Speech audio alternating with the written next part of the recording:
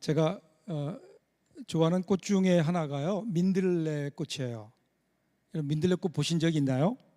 이 안진뱅이 꽃으로도 유명하죠. 이렇게 아주 작은 꽃이지만 여러분, 이 민들레의 노란 꽃망울이 이른 봄에 온 사냐와 지면을 덮으면 장관입니다. 근데 제가 민들레를 좋아하는 것은 단순히 이렇게 아름다운 꽃의 아름다움도 있지만 또 하나는 꽃의 생명력이에요. 안진뱅이와 같이 낮은 꽃이다 보니까 사람들에게 자주 밟혀요. 근데 밟혀도 다시 일어나서 아름다운 꽃망울을 만들어내죠. 그 생명력, 그뿐이 아니에요. 민들레가 꽃이 지고 나면요, 꽃대에 작은 어떤 그 솜방망이 모양의 홀씨들이 모여 있게 돼요. 모여 있다가 바람이 불거나 누가 지나가면서 외부에 충격이 가해지면 그러면 그것들이 흩어지면서 하늘을 날아가게 돼요. 바람을 타고 멀리 날아가요. 날아가서 어느 곳엔가 떨어져요. 그러면 거기에서 새로운 싹이 나고 거기에 또 다른 생명이 잉태되는 거예요. 그래서 이 민들레 홀씨는 흩어져요. 같이 모여 있다가 흩어지게 되는데, 흩어지는 것이 아픔이긴 하지만 그런데 그 흩어짐을 통해서 오히려 새로운 생명들이 어디에선가 일어나는 그 민들레꽃. 그래서 참 민들레꽃이 좋아요. 저는요, 성경이 교회를 부르는 이름이 여러 가지가 있는데 그 중에 가장 인상적인 이름이요, 디아스포라예요. 디아스포라. 야고보서 1장 1절 보시면 하나님과 주 예수 그리스도의 종 야고보는 흩어져 있는 12지파에게 문안하노라. 여기 흩어져 있는 12지파, 이것이 교회예요. 그 당시에 그 야고보 사도가 쓰고 있는 그 대상, 교회인 거예요. 근데 여기에 보면 흩어져 있는 이 말이 헬라어로 보면 디아스포라예요. 디아스포라. 이 디아스포라는 디아라고 하는 말과 스포라라고 하는 말이 합쳐진 건데요, 디아라고 하는 말은 흩어졌다 이런 뜻이에요. 흩어진. 스포라는 씨예요. 씨, 영어로는 seed, 씨예요. 그러니까 흩어진 씨앗들이라는 단어가 되는 거예요. 원래 이 디아스포라는 그 당시에 유대인으로서 유대 땅에 살지 않고 다른 지역에 흩어져 사는 사람들을 뜻했거든요. 흩어졌지만 그냥 흩어진 것이 아니라 흩어짐에는 의미가 있는. 그래서 우리가 지난주까지 읽었던 사도행전을 보면 사도행전 8장에서 이제 예루살렘에 대대적인 핍박이 가해지면서 사도들을 제외한 모든 사람들이 흩어져요. 교회가 흩어져요. 그런데 흩어지는 것으로 교회의 복음의 역사가 중단되는 것이 아니라 오히려 흩어짐으로 복음이 확산돼요. 그래서 예루살렘을 넘어 온 유대와 사마리아와 땅끝까지 복음이 전해지는 역사가 사도행전의 역사였잖아요. 바로 이 공동체, 교회는 바로 이와 같은 이 디아스포라 공동체인 거죠. 흩어지지만 겉으로 볼 때는 고난 속에 있지만 그런데 그것을 통해서 뭔가 새로운 역사들이 일어나는 공동체. 오늘 본문도 보면 이 디아스포라 공동체 이야기가 나와요. 1절 같이 한번 읽어볼까? 1절 같이 읽겠습니다. 선지자 예레미야가 예루살렘에서 이같이 편지를 느부갓네살이 예루살렘에서 바벨론으로 끌고 간 포로 중 남아있는 장로들과 제사장들과 선지자들과 모든 백성에게 보냈는데, 지금 바벨론이라고 하는 나라, 이 바벨론이 유다를 쳐들어와서 그래서 유다를 싸움 전쟁에서 이기고 유다에 있는 물건들과 사람들을 포로로 끌고 갔죠. 그러니까 그 사람들은 지금 바벨론에 끌려가서 거기에서 포로로 생활하고 있는, 포로지에 있는, 그 나름대로 유대인들이 모여 살 수 있도록 유대인 공동체를 거기에 허락해 주었지만 여전히 그들은 거기에선 아웃사이더일 수밖에 없는 포로로 잡혀간 사람들, 그 사람들이 지금 거기 살고 있거든요. 그 사람들에게 지금 예레미야는 예루살렘에서 그들을 향해 편지를 쓰고 있는 거예요. 이어지는 2절 3절 보시면요, 여고니아 때에, 그러니까 여호와긴 왕 때에 바벨론이 유다를 두 번째로 침입해서 왕과 왕후와 관리들과 그리고 뭔가 쓸모가 있는 기능이 있는 사람들을 그들이 데리고 포로로 잡아가요. 가서 그들이 지금 거기서 포로 생활하고 있는데, 그때 그 다음 뒤를 이어서 왕이 되었던 유다의 왕 시드기야가 바벨론의 왕이었던 느부갓네살에게 사절단을 보내요. 사신을 보내는데 그 편에 예레미야가 편지를 보낸 거예요. 그 편지. 근데 왜 편지를 보냈을까요? 편지를 보낸 이유가 있어요. 그 이유가 8절 9절에 나와요. 제가 읽어볼게요. 만군의 여호와 이스라엘의 하나님께서 이와 같이 말씀하시니라. 너희 중에 있는 선지자들에게와 점쟁이에게 미혹되지 말며 너희가 꾼 꿈도 고지 듣고 믿지 말라. 내가 그들을 보내지 아니하였어도 그들이 내 이름으로 거짓을 예언함이라. 여호와의 말씀이니라. 자, 한번 여러분 생각해 보세요. 포로로 잡혀갔어요. 그것도 생전 가보지도 않은 산도 설고 물도 선 타국 땅. 그 포로로 끌려갔으니 그 포로로 끌려간 사람들의 소원은 뭘까요? 다시 돌아오는 거예요. 언제나 내가 내 고향 땅을 가볼 수 있을까? 그것만 기다리고 살았어요. 그게 소망인 사람들이에요. 이들이 듣고 싶었던 이야기는 뭘까요? 이제 포로의 때가 끝났다. 이제 고향으로 돌아가도 된다. 이것을 듣기 원하지 않았을까요?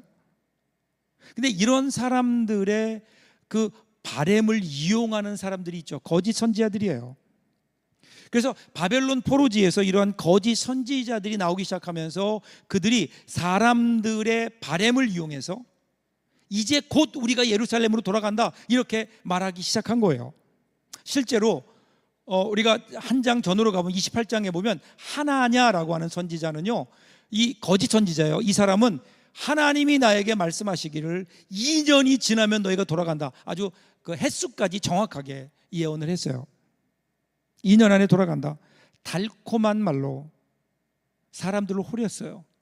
이 이야기를 들었을 때 사람들은 얼마나 환호했을까요? 얼마나 열광했을까요? 야, 2년만 참으면 된다. 2년만 참으면 우리는 돌아갈 수 있다. 근데 이것이 성경은 하나님은 내가 그런 사람 보낸 적이 없다 이렇게 말씀하시는 거예요. 거짓 예언자. 여러분, 거짓 예언자의 속성이 뭔지 아세요? 거짓 예언자는요, 사람이 뭘 원하는지를 알아요. 그 사람이 원하는 게 뭔지를 정확하게 꿰뚫어요. 그래서 그 사람이 원하는 이야기를 해주는 거예요. 그 속성이 이런 거죠. 고통의 즉각적인 해결이에요. 내 말만 들으면, 그죠? 나에게 오기만 하면, 그러면 네가 가지고 있는 고통이 즉각적으로 해결될 것이다. 나만 믿어라. 뭐 이런 의미잖아요. 그런데 여러분, 거짓 선지자들을 구별하는 방법이 있어요. 여러분, 거짓 선지자들은요, 고난을 악으로 규정해요.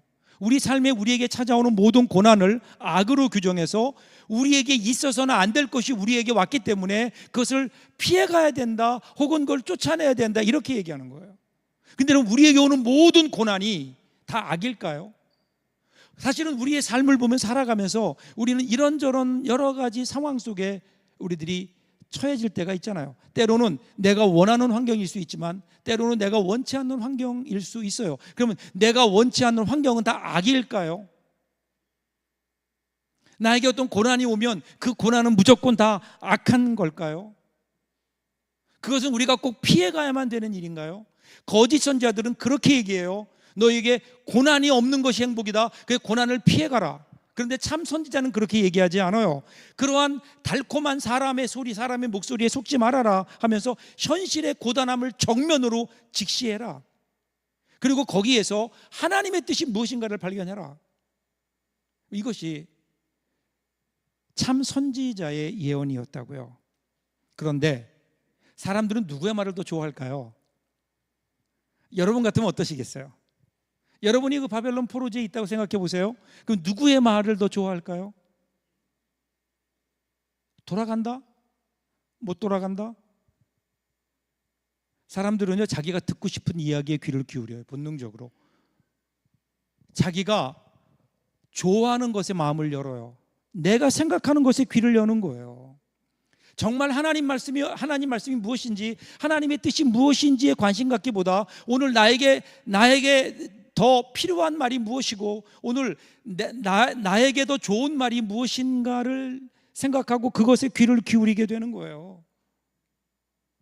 그러다 보니까 강단에서 외쳐지는 말씀이, 한국교회에서 강단에서 외쳐지는 말씀들이 가면 갈수록 사람들이 듣기 원하는 그러한 메시지를 전하고 있는 것은 아닐까.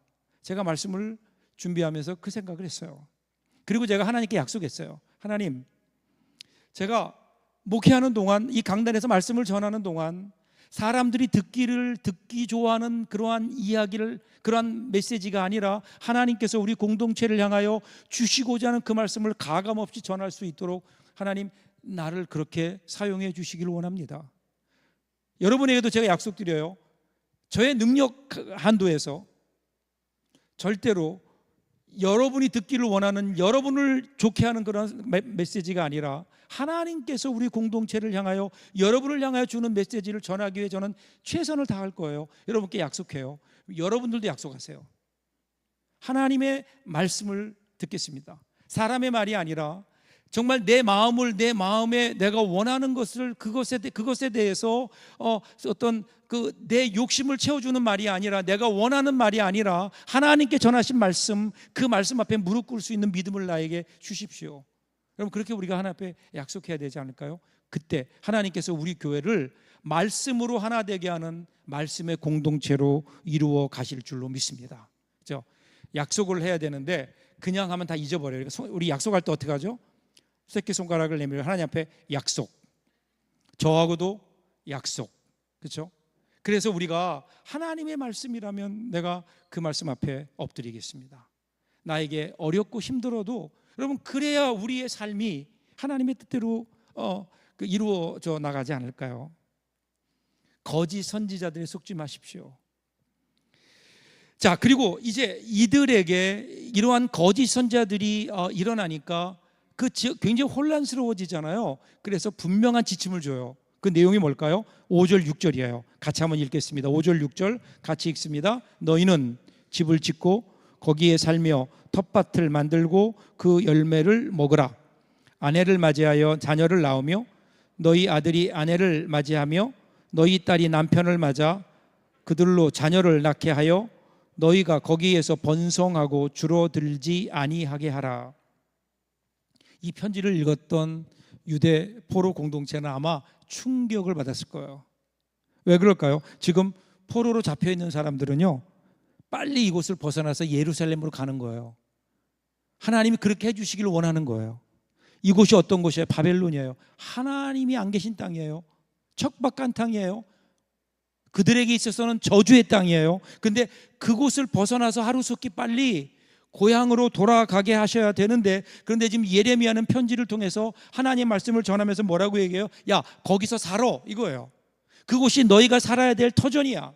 봄이 되면 씨 뿌리고, 그리고 가을이 되면 곡식을 거두고, 때가 되면 돕는 배필을 만나서 가정을 이루고 자녀를 낳고, 자녀가 성장하면 그 자녀들을 짝지워서 또 그들을 결혼하게 하고 또 가정을 이루게 하고, 그러면서 어떻게 하라고요? 거기서 번성하고 줄어들지 않게 하라, 이렇게 말씀하시는 거예요.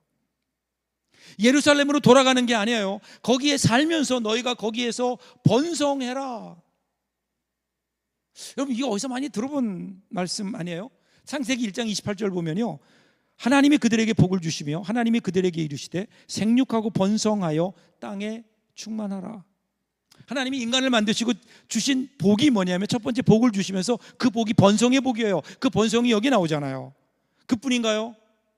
하나님께서 노아의 홍수를 통해서 새로운 하나님의 역사를 시작하실 때, 그때 노아에게 복을 주시면 뭐라는 줄 아세요? 창세기 9장 1절 보세요. 하나님이 노아와 그 아들들에게 복을 주시며 그들에게 이르시되 생육하고 번성하여 땅에 충만하라. 여기도 번성이 나오잖아요. 하나님께서는 언제나 새로운 역사를 시작하실 때 그때 그들에게 복을 주시며 번성해라 말씀하셨어요. 그것이 아담에게도 말씀하셨고, 그리고 노아에게도 말씀하셨고, 지금은요, 이제 바벨론 포로로 잡혀간 포로 공동체에게, 포로에 있는 사람들에게, 그 사람들에게 너희가 이 땅에서 번성해라 복을 주시는 거라고요. 그런데 여러분 생각해 보세요. 이스라엘 백성들은 이곳은 하나님이 계시지 않는 땅이에요. 이곳은 볼모의 땅이에요. 이곳은 빨리 벗어나야 되는 땅이에요. 그런데 하나님은 그렇지 않다는 거예요. 거기가 너희가 살 곳인데 내가 여기에서 새로운 일을 일으키겠다. 그리고 내가 너희를 번성케 하겠다. 하나님께서 새로운 복을 주시는 거예요. 이 이야기를 들은 그 포로지에 있었던 사람들은 충격이지 않았을까요? 여기에서 우리가 하나님의 복을 받고 새로운 하나님의 일을 이루며 살아? 우리가 믿는 하나님, 이 하나님 아니에요. 우리가 어떤 형편에 있든지 우리에게 복을 주시는 하나님. 우리는 하나님 여기는 아니에요. 여기는 너무 힘들어요. 내가 있을 곳이 아니에요. 이곳은 바벨론 땅이에요. 그럴 때 아니야. 네가 거기에, 네가 그 땅이 네가 있을 땅이야. 그리고 거기에서 내가 복을 줄 거야. 말씀하시는 하나님. 예레미야의 메시지는 여기서 끝나지 않아요. 한 걸음 더 나가요. 7절을 보세요. 같이 한번 읽을까요? 7절입니다. 너희는 내가 사로잡혀 가게 한 그 성읍의 평안을 구하고 그들을 위하여 여호와께 기도하라. 이는 그 성읍이 평안함으로 너희도 평안할 것입니다. 그들을 위해 기도하래요. 여러분 지금 이스라엘 백성들이 왜 여기 와서 생고생하는데요? 이유가 뭐예요? 그놈들 때문이라고요. 바벨론. 그 사람들이 우리를 잡아와서 여기다가 오고 싶어 온 게 여행 온 게 아니잖아요. 포로로 잡혀온 거라고요. 그들은 멸망해야 될 적이에요. 그런데 그들을 위해 기도하래요. 기도하래요. 기도. 그들을 위해 기도하는데 그보다 중요한 것은 기도를 하래요. 여러분 그 뒤로 조금 가면 오늘 우리 11절까지 읽었는데 12절 13절 보면 이렇게 나와요. 너희가 내게 부르짖으며 내게 와서 기도하면 내가 너희의 기도를 들을 것이요 너희가 온 마음으로 나를 구하면 나를 찾을 것이요 나를 만나리라.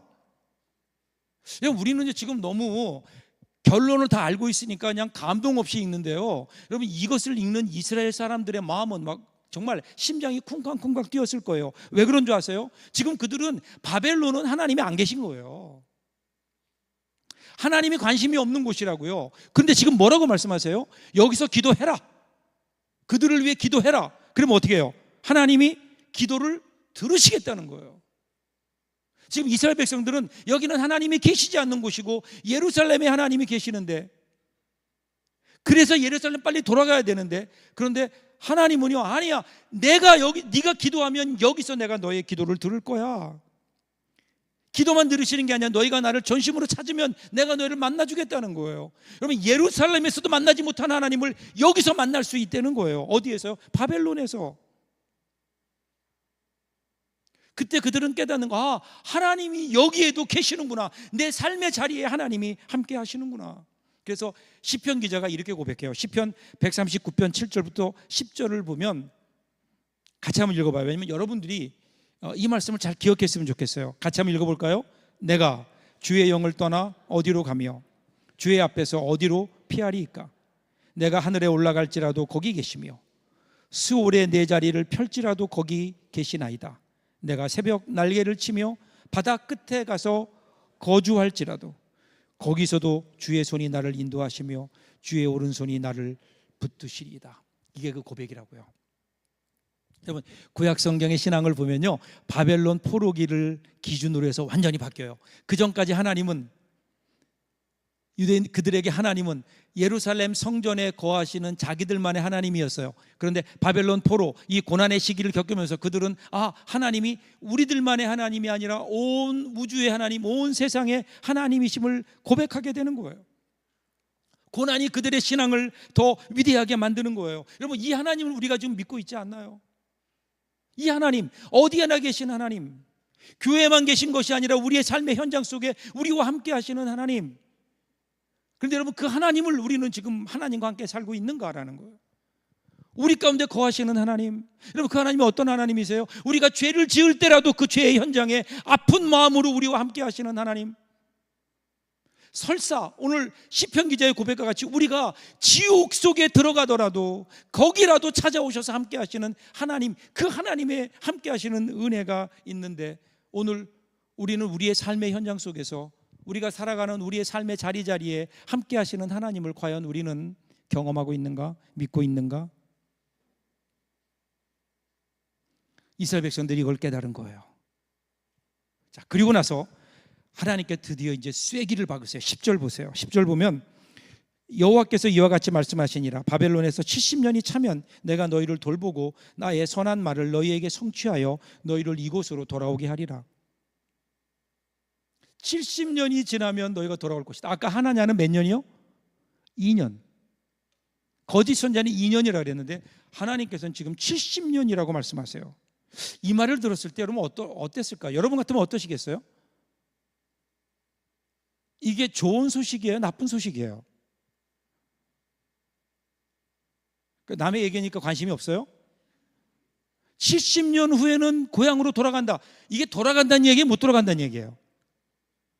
이게 돌아간다는 것도 아니고 못 돌아갔다는 것도 아니고 돌아가긴 돌아가는데 70년 후래요. 그럼 70년 후에 여러분 여기에서 70년 후에 저를 만날 사람이 저기 있는 저 아이들 빼놓고 누가 있을까요? 저는 70년 후에 분명히 여기 있을 거예요.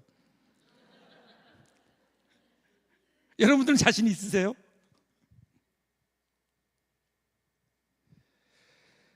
돌아가기는 돌아간대. 하나님의 뜻이 돌아가는 거는 확실한데 그런데 내 생전에는 돌아가기 어렵겠구나. 하나님이 쐐기를 박으세요. 여기서 살아. 그게 하나님의 뜻이에요. 돌아가는 게 하나님의 뜻이 아니에요. 여기에서 너희들이 예루살렘에서 경험했던 그 하나님을 똑같이 경험하고, 아니 새로운 하나님, 여기에서 새롭게 시작하라고 하나님께서 말씀하시는 거예요.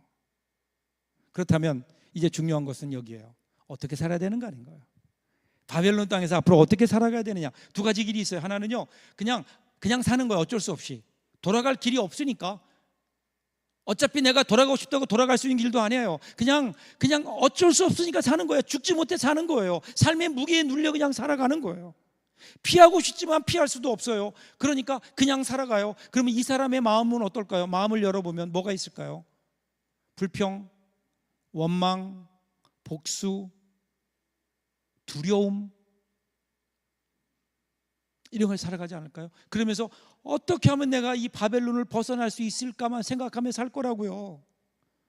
그날 막연한 그날만을 기다리며 살아가는 이런 사람 마음속에 행복이 있을까요? 어쩔 수 없이 삶의 무게에 눌려서 그 무게 때문에 할 수 없이 그냥 그렇게 죽지 못해 살아가는 삶. 그런데요, 또 하나의 길이 있어요. 오늘 예레미야가 우리에게 보여주는 길이에요. 그 길은 뭘까요? 지금 여기까지 인도하신 분이 누구예요? 하나님이시라는 거예요. 우리가 어쩔 수 없이 여기에 끌려온 것이 아니라 하나님께서 뿌리를 보내셨다. 어쩌면 우리가 내가 원치 않는 조건, 그 상황 속에서 평생을 살아야 될지도 모르지만 하나님이 나를 이곳에 보내셨다. 하나님이 보내신 자리다. 여러분, 이것은 전혀 다른 차원인 거예요. 여기에 나를 보내신 분이 하나님이시다. 나를 오늘 이러한 가정에, 이러한 교회에, 이러한 직장에, 이러한 삶의 현장 속으로 내가 지금 이곳에 살고 있는 그 이유는 하나님이 나를 보내셨다. 하나님의 부르심을 따라 나는 이곳에 왔다. 여러분, 이것은 전혀 다른 차원의 인생관인 거예요. 마지막 11절이에요. 같이 한번 읽어보겠습니다. 11절, 여호와의 말씀이니라. 너희를 향한 나의 생각을 내가 아나니 평안이요 재앙이 아니니라. 너희에게 미래와 희망을 주는 것이니라. 저는 이 말씀을 이렇게 읽어요. 내게는, 하나님께는 너희를 향한 생각과 계획이 있다라는 거예요. 이곳에 보내신 하나님, 바벨론의 포로로 보내신 그 하나님은 그들을 향한 생각과 계획이 있다. 운명을 따라 사는 거 아니에요. 인생의 무게 눌려 사는 거 아니에요. 어쩔 수 없이 그냥 살아야 되니까 사는 거 아니라고요. 하나님이 나를 붙드시고 하나님이 나를 이곳에 보내셨고, 이곳에 보내셨을 때는 하나님께서 나를 향한 분명한 하나님의 생각과 계획이 있다. 이것을 이렇게 믿고 살아가는 사람, 이러한 인생관을 가지고 살아가는 사람은 인생이 달라지지 않잖아요. 어쩔 수 없이 끌려온 비참한 신세가 아니에요. 지금까지는 그저 힘이 센 갑이었던 바벨론에게 어쩔 수 없이 끌려서 여기까지 끌려온 을의 입장이었다면, 그런데 이 하나님을 알고 이 하나님의 그 도우심을 깨닫는 그 순간, 이 하나님을 바라보는 그 순간 그들은 더 이상 을이 아니에요. 오히려 하나님께서 이곳에 보내신, 이곳을 위해서 기도하라고 보내신 갑이 되는 순간이 되는 거예요. 더 이상 소극적인 삶이 아니에요. 그 땅을 위해 기도하며 그 땅에도 하나님의 나라가 임하고 거기에도 하나님의 귀한 사랑이 전해지고 말씀이 전해지도록 부름받은, 그러기에 그들에게는 더 이상 그것이 포로지가 아니라 선교지가 되는 거예요. 여러분, 우리 삶이 여러분 그래야 되지 않을까요? 혹시 오늘 우리는 삶의 포로로 살아가고 있지 않나요? 하나님이 우리를 보내셨다고요. 그냥 아무런 소망 없이 주저앉아서 한숨 쉬며 살아가는 그 인생을 살라고 하나님이 우리를 부르신 거 아니잖아요. 여기 우리 보내주신 분 하나님, 그리고 나를 통해 이루고자 하는 하나님의 뜻이 있고 계획이 있다. 우리를 향한 소원과 목적이 있다. 여러분, 이 믿음으로 살아가는 사람 다르죠. 오늘 저와 여러분 어떤가요? 어떤 인생을 살아가고 계십니까? 오늘이 맥주감사 주일이에요. 여기 있는 대부분들은 잘 모르겠지만 반세기 전만 해도요, 우리 민족에게 가장 큰 문제는 먹고 사는 문제였어요. 그리고 그 정점에 보릿고개가 있었어요. 들어보셨나요? 보릿고개. 가을에 추수한 곡식은 떨어지고 먹을 것이 없어서 줄임배를 움켜쥐고 땅에서 나는 거라면 무엇이든지 먹을 수밖에 없는, 나무 껍질부터 시작해서 먹을 수 있는 거라면, 아니 먹지 못하는 거라도 그거라도 먹어서 배를 채워야만 되는. 여러분, 요즘 가끔 텔레비전 보면 아프리카에서 흙으로 케이크를 만들어 먹는 아이들이 있죠. 다르지 않았어요. 다르지 않았어요. 줄임배를 움켜쥐고 그 보릿고개를 넘었던 것이 지금부터 바로 반세기 전이에요. 황금찬 시인이 쓴 보릿고개라고 하는 시가 있는데 그 한 구절이 이런 거예요. 코리아의 보릿고개는 높다. 한없이 높아서 많은 사람이 울며 갔다. 굶으며 갔다. 만화한 사람은 죽어서 못 넘었다. 코리아의 보릿고개, 안 넘을 수 없는 운명의 해발 9,000m, 이렇게 얘기해요. 그리고 그 보릿고개를 넘으며, 여러분, 그 보릿고개가 끝난 날이 언제인 줄 아세요? 처음에 보리를 수확하는 날이에요. 보리를 수확하게 되면요, 그러면 이제 봄에 보리를 수확하면 그때가 먹을 양식이 생기는 거예요. 그러면 그 보릿고개의 그 긴 여정이 끝나요. 그럼 기가 막힌 양식이죠. 그동안 굶으며 이날만을 기다렸어요. 그리고 이제 보리를 추수했어요. 그리고 그 햇보리를 한 줌 쥐며, 그들이 가장 먼저, 우리 신앙의 선진들이 가장 먼저 했던 일이 뭔지 아세요? 그게 감사였어요. 보리 추수에 대한 감사. 그게 맥주절의 기원이에요. 뭘 감사했을까요? 이제 드디어 우리에게 생명 같은 양식을 주신 하나님, 아니 이 보릿고개를 넘게 하신 하나님, 아니 그걸 넘어서 보릿고개를 함께 넘어오신 하나님, 그 하나님의 은혜를 생각하며 오늘 눈앞에 있는 이 작은 햇보리의 한 줌을 손에 쥐고 이제 하나님께서 더 크게 이루실 가을의 추수를 바라보고 하나님의 은혜를 바라보았던, 여러분, 그때 우리의 신앙의 선진들이 감사했던, 그리고 바라보았던 그 풍요, 그 하나님의 은혜가, 그 은혜의 감사의 열매가 오늘 저와 여러분이 누리는 이 풍요가 아닐까요? 그 감사의 열매라고요. 그런데 오늘 우리는 그때와는 비교할 수 없을 만큼 풍요로운 삶 속에 살아가면서 우리의 감사는 왜 갈수록 빈약해지는 걸까요? 하나님께서 주신 것에 대한 감사. 우리 주위를 돌아보면 너무너무 많은데 우리가 이 감사를 잊고 있는 것은 아닐까? 사실은 감사를 잊은 게 아니에요. 하나님을 잊은 거예요. 우리와 함께 하시는 하나님. 여러분, 진짜 신앙이 뭘까요? 진짜 신앙은요, 우리의 상황과는 별개로 하나님과의 관계에 초점을 맞추는 게 신앙이에요. 시편 기자 고백했잖아요. 다윗이 고백했잖아요. 내가 사망의 음침한 골짜기로 다닐지라도 해를 두려워하지 않을 것은 주께서 나와 함께 하심이라. 주의 지팡이와 막대기가 나를 안위하시나이다. 지금 처해 있는 위치는요, 사망의 음침한 골짜기예요. 언제 죽을지 모르는 위험한 순간이에요. 그런데 거기서도 두려워하지 않아요. 그 이유가 뭐예요? 하나님이 함께 하시는 거예요. 하나님이 함께 하시는 거예요. 여러분, 우리의 인생을 보면요, 우리는 때로는 정상에 갈 때도 있지만 때로는 바닥에 처박힐 때도 있어요.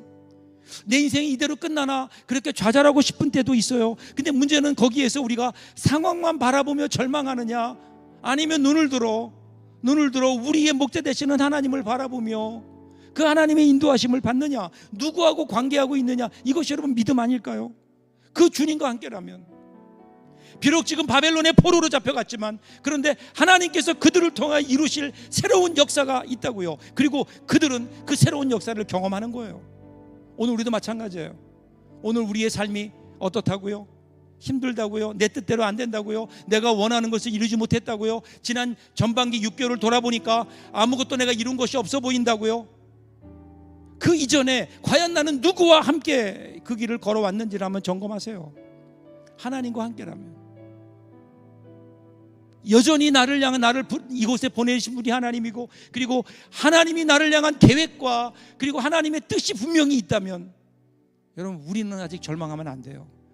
왜냐하면 하나님께서 그것을 이루어 가실 것이기에 우리는 그 앞에 감사하며 우리의 삶을 내드리며 우리의 시간을 내드리며 하나님께서 우리 안에 이루어 가시도록 그 하나님과 함께, 여러분, 올해 남은 우리의 인생의 여정은 하나님과 함께 이루어가는 아름다운 삶이면 얼마나 좋을까요?